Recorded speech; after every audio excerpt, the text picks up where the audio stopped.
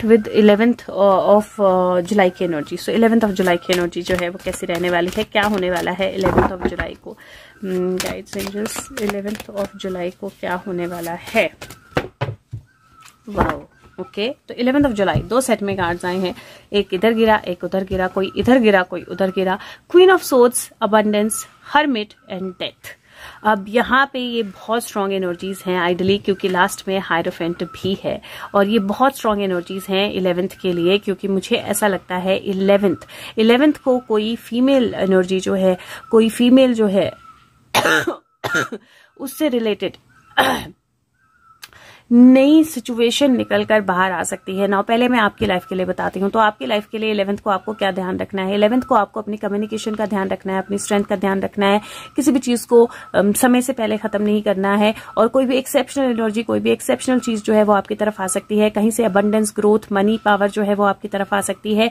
एक नई बिगिनिंग, एक नया गाइड, एक नई एंजेलिक एनर्जी जो है वो मुझे आती हुई दिखाई दे रही है। लेकिन उस नई रोशनी में क्या होगा, कोई डर जो है वो सामने आने वाला है और उस डर को फेस करना जरूरी होगा। अगर आप प्योर हो, आपका दिल प्योर है, आपकी आत्मा प्योर है, तो वो डर जो है वो किसी भी तरह से आपको हार्म नहीं करेगा। एक डेथ एनर्जी मुझे दिखाई दे रही है, तो यहाँ पे मुझे या तो डेथ से रिलेटेड, किसी एंड से रिलेटेड, किसी सिचुएशन के एंड से रिलेटेड कोई न्यूज आती हुई दिखाई दे रही है, या लिटरल डेथ की न्यूज, या लिटरल डेथ का कोई सिचुएशन जो है हो सकता है। लेकिन यहाँ पे क्योंकि वो पर्दा भी हटा रही है और पीछे डेथ है, यहाँ पे ऐसा भी हो सकता है कि somebody who we thought was dead was not dead, वो उस तरह की एनर्जी भी मुझे दिखाई दे रही है। तो डेथ से रिलेटेड कोई क्लैरिफिकेशन, कोई न्यूज, कोई इस तरह की सिचुएशन जो है वो भी आ सकती है। बट आपको ये जरूर ध्यान रखना है कि जो भी एंडिंग होगी, keep yourself pure, you will get all the help, support from the divine और otherwise to move forward with that. अब यहाँ पे मुझे अगर मैं दूसरी तरह से इस एनर्जी को देखूं तो मुझे क्वीन ऑफ सोर्ड्स एजेंसीज की एनर्जी नजर आती है, क्वीन ऑफ सोर्ड्स की।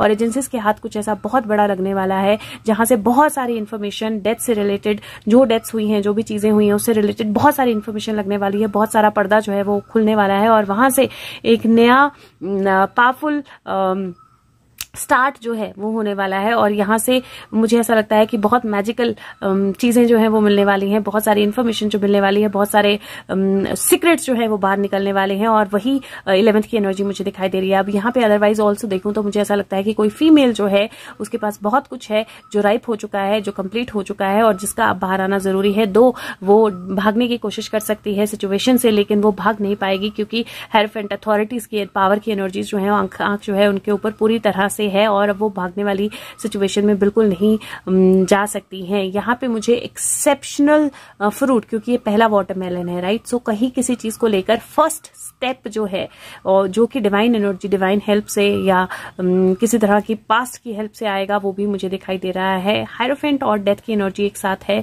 किसी बहुत सीनियर पर्सन या बहुत ओल्ड पर्सन की डेथ से रिलेटेड कोई न्यूज भी आ सकती है, या किसी बहुत ओल्ड पर्सन की डेथ, लिटरल डेथ जो है वो भी हो सकती है जिसकी खबर आए, और कोई फॉल्स न्यूज भी आ सकती है। एक और चीज मुझे लग रही है, कोई झूठी खबर भी आ सकती है जो एक्चुअल में सही ना हो, एक्चुअल में सच ना हो, लेकिन ऐसे ही बस बोलते हैं ना, फेक न्यूज एकदम फैल जाती है, उस तरह की एनर्जी जो है वो मुझे दिखाई दे रही है। अब मैं एक ही card, just to clarify these cards, एक एक कार्ड लूंगी। So let's see queen of swords के लिए what do we get as a clarifier. Clarifier for queen of swords, okay. खिसियानी बिल्ली खंबा नोचे। Clarifier for 9 of pentacle, clarifier for 9 of pentacle, okay. Magician, clarifier for hermit, okay. Clarifier for hermit, this is queen of swords, और आप देख सकते हो पीछे हैंग्ड मैन की एनर्जी, 3 लोग टंगे हुए हैं। Clarifier for death, S of cups, and clarifier for hermit last. Wow, now these are too many but I will take them. Wheel of Fortune, 9 of Cups, 2 of Swords. किसी ने किसी को धक्का दिया या आंख बंद करके वो धक्का दे रहा है या बचा रहा है नहीं पता, लेकिन यहाँ से वो एनर्जी जो है कंप्लीट होती है, टास्क कंप्लीट होता है, डिलीवरी क्या टाइम जो है आ गया है, पटाखे जो है वो छूट रहे हैं, जिसने जिसको जो भी किया था, जो भी धक्का दिया था, जो भी ब्लाइंड फोल्ड रखा था, उसकी एनर्जी जो है वो खत्म हो गई है, इन्फॉर्मेशन मैच्योर हो चुकी है। And then you see the wheel, जहां पे एक तरफ डेविल है और एक तरफ डिवाइन एनर्जी है और बीच में this person is there between the devil and the divine, अपनी एनर्जी को स्ट्रॉन्गर करने के लिए। And it is like in between situation, जो मैंने बोला कि अगर आप प्योर हार्टेड हो, अगर आप क्लियर हो तो आपके लिए अच्छा है, और अगर आप प्योर हार्टेड नहीं हो, अगर आप क्लियर नहीं हो तो डेविल एनर्जी ज्यादा स्ट्रांग होगी। और यहाँ पे क्वीन ऑफ सोर्ड्स को लेकर स्टक एनर्जी मुझे दिखाई दे रही है ना, जो पेंटिकल, 9 ऑफ पेंटिकल की एनर्जी है, वहां पे मैजिशियन है, रिसोर्सफुलनेस है डेफिनेटली।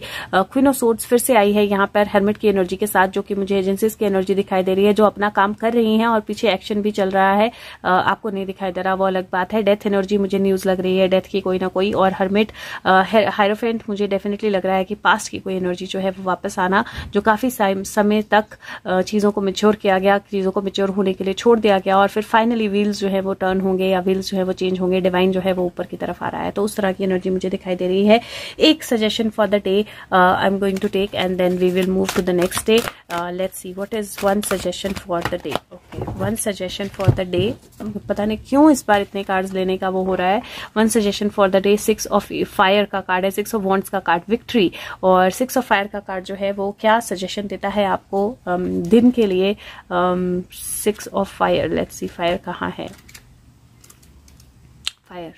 सो 6 ऑफ फायर का कार्ड जो है वो आपको क्या सजेशन देता है, आपको सजेशन देता है कि आपको लाइमलाइट में आप आ सकते हो, कुछ एनलाइटेंड चीज हो सकती है, ट्रांसफॉर्मेशन हो सकती है, और आपको अपनी लाइट को ऊपर लेकर जाना है सो दैट आप शाइन करो, दूसरों को हेल्प कर पाओ, और साथ में उन लोगों के लिए भी अवेयर रहना है जो आपके लिए ट्रबल ला सकते हैं और जो हायर अवेयरनेस में नहीं है, और आप अपनी लाइट को डिम नहीं होने देना है। इट इज टाइम जहां पे आप अपने ट्रस्ट को रिन्यू करो और आप कंट्रीब्यूट करो हाईएस्ट गुड के लिए। So that is your energy for the day, जहां पे आप कंट्रीब्यूट करो हाईएस्ट गुड के लिए, अपनी लाइट को डिम नहीं होने देना है। It is like hermit showing the path, hermit showing the light, और वो लाइट जो है वो दिखना बहुत बहुत बहुत ज्यादा जरूरी है। और again it is 9 of swords की एनर्जी, मुझे कुछ तो बहुत स्ट्रांग दिखाई दे रहा है जो होगा उस दिन, कुछ अनएक्सपेक्टेड होगा, और कोई तो अंदर जाएगा, इस तरह की एनर्जी मुझे अभी भी दिखाई दे रही है। बट कुछ अनएक्सपेक्टेड होगा जो बहुत समय से जिसको नर्चर किया जा रहा है, कुछ सीक्रेट्स जो बहुत समय से रखे गए हैं और उनको होने दिया गया है, मतलब it is like they on purpose उनको रखा गया है कि ये होता रहे नर्चर अच्छी तरह। 7 4 11 9 2 11, तो 11 की energy. So this is very very powerful, कुछ बहुत पावरफुल जो है, कुछ बहुत स्ट्रांग जो है वो नर्चर होकर कंप्लीट होने वाला है। थोड़ी सी अटेंशन पे करने की जरूरत है, because it might be right next to you, you might not be looking at it. So और उस दिन स्लीपलेसनेस हो सकती है, थोड़ी ऐसी चीजें हो सकती हैं जिसके कारण आपको थोड़ी सी स्लीपलेसनेस जो है वो महसूस हो।